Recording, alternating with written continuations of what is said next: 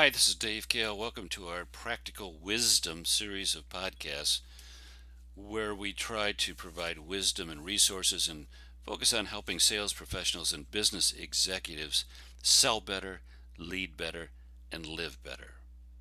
Hi, this is Dave. Have you ever wondered how you can motivate yourself or someone around you? As a professional speaker, I'm often asked to motivate the audience. And as a trainer and sales authority, I'm often asked to give my clients ideas on how they can motivate a sales force. People ask me all the time when they find out I make a living as a professional speaker, they say, "Oh, are you a motivational speaker?"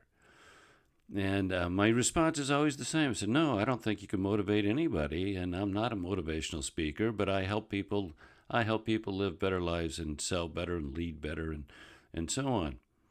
See, in the circles in which I run, motivation is a really big deal.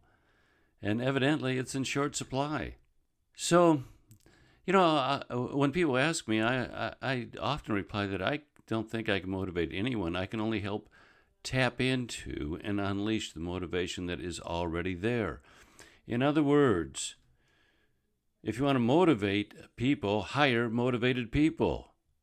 If there's nothing that you want to achieve, nothing that you want to acquire, nothing you want to become over and above what you have and you are today, then attempts by those around you to motivate you will be failures because there is no motivation inside you to unleash. The status quo is perfectly acceptable. I don't think you instill motivation from the outside. It is up to the individual to build it from the inside. All the successful people I have known have one thing in common, and that is they've all shared what I call a mindset, a more, M-O-R-E, mindset. Now, mindset is a group of beliefs that are so deep and firmly held that they're the source of many of our thoughts. And these thoughts kindle our behavior. They influence almost everything we do. So our mindset shapes the way we see the world and therefore the way we do our jobs. More, that's my name. The more mindset is my name for a specific set of beliefs about the world and about ourselves. It's a mindset. It's a specific set of beliefs that influence almost everything that we do. Now, people who have the more mindset believe that there is more to life than just this. There is more that we can do. There is more than we can become. There is more to our jobs. There is more than where we are at today. There is more challenge. There's more to achieve. There's more customers. There's more sales. There's more of everything. People who have the more mindset are people who see their potential as greater than they're experiencing in the moment. There is always more out there.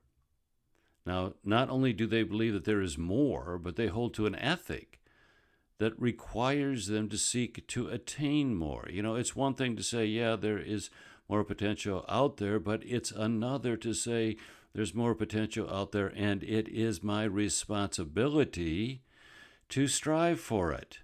So there's two pieces of this. So they strive to do more, to be more, and have more because they believe that they can and they should. Now, this fundamental mindset is a characteristic, I believe, of every great achiever. People don't achieve by accident. Whether they be a salesperson or a social worker, a politician or a preacher, a mother or a martyr, people who decide there is more and seek after it are the ones who acquire it and achieve it. Now, don't get this mixed up with greed, which focuses on the accumulation of more and more money. See, the more mindset is not that so trivial. It's focused on attaining a greater degree of human potential. Now, in the case of salespeople or business people, for example, one portion of that potential is measured by money, but that money is incidental to the drive for more. Some high achieving salespeople, for example, are salaried and they're compensated in such a way that their sales achievements do not directly impact their incomes. Some are still high achieving, more motivated people, regardless of the income. The more mindset concerns itself with not only doing more and having more, but also in becoming more than we are now. When we are imbued with the more mindset, we can never settle for the status quo. We know that we can be better than we are, and we can achieve more than we do. You see, more is an approach to life. More provides the energy that drives the changes we will need to make if we want to achieve anything substantial in life. And where does it come from? You know, how do some people happen to have that more mindset and others don't? Now, I'm not sure if we are born with it. Maybe, but I do know that people can acquire it. Most people, I suspect, are instilled with the more mindset by their parents and their upbringing in their childhood. You know, that's clearly where I got mine. You know, I have a family of 5 brothers. There were 6 boys in our family, and every single one of us has our own business. That didn't come by accident. You know, that was a value, a mindset that was instilled, I suspect very intentionally instilled by our parents as we were children growing up. But still, so from my perspective, I suspect most people get it in their childhood, but one can still acquire it as an adult.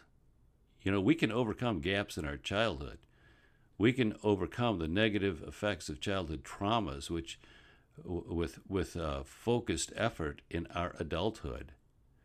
The most frequent cause of an adult changing gears and taking on the more mindset, from my perspective, is a religious transformation. Now, don't get nervous. I'm not proselytizing. I'm explaining. Because a religious conversion is not a superficial event. It speaks to our deepest beliefs and our deepest views of the world and ourselves. It often causes a U-turn in the journey of our life. Priorities change, ethics change, values change, qualities of character, which may have been ignored before, now become the worthwhile focus of efforts to change ourselves. Now, while I suspect that this phenomenon may be seen in every major religion, it is most prominent in Christianity, where it is a basic tenet. We've all heard of the born-again concept, and that concept characterizes that U-turn in our lives. We can start over. I mean, it's a fundamental tenet of Christianity.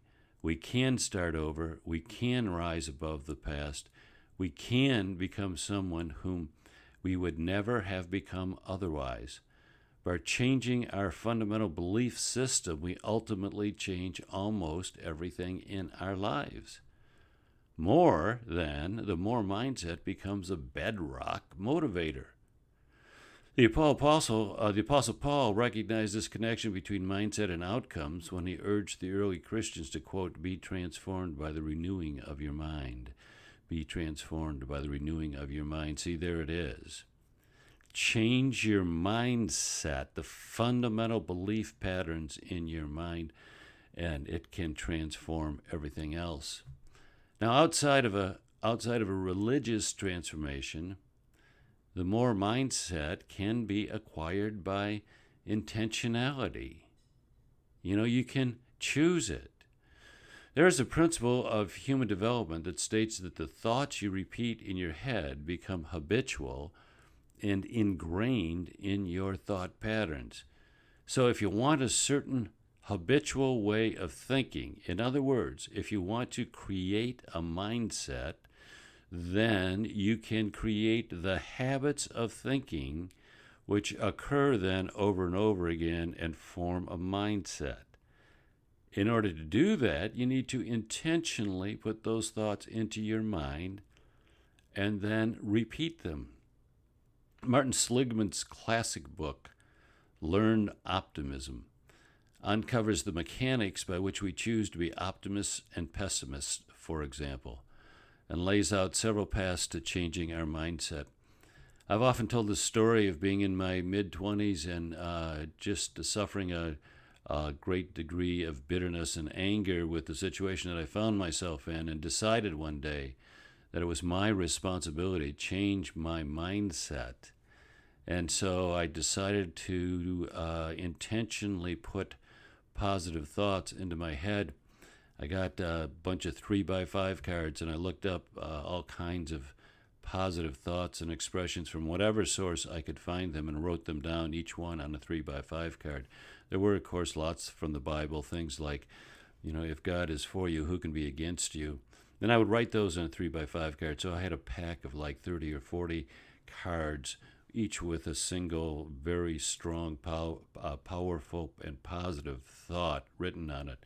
And when I would drive on I-96 for about 45 minutes in the morning into the city of Detroit to my sales territory, I would hold them on the steering wheel and read them to myself, and flip them over and read another one, flip it over and read another one, and so on and so forth. And I intentionally, very intentionally, methodically pushed into my head positive thoughts, and I began to repeat those thoughts in my psyche. I would repeat them in my head over and over again, and eventually I instilled a mindset, a positive thinking mindset. Those same paths, and of course that's one of the paths that not exactly that, but the idea of stopping how you're thinking and choosing to think positive thoughts is one of the paths that Seligman describes in his book Learned Optimism, how someone can change their mindset. So there are paths, there are mechanisms to acquire the more mindset. And if you're going to motivate yourself and others, you can choose that.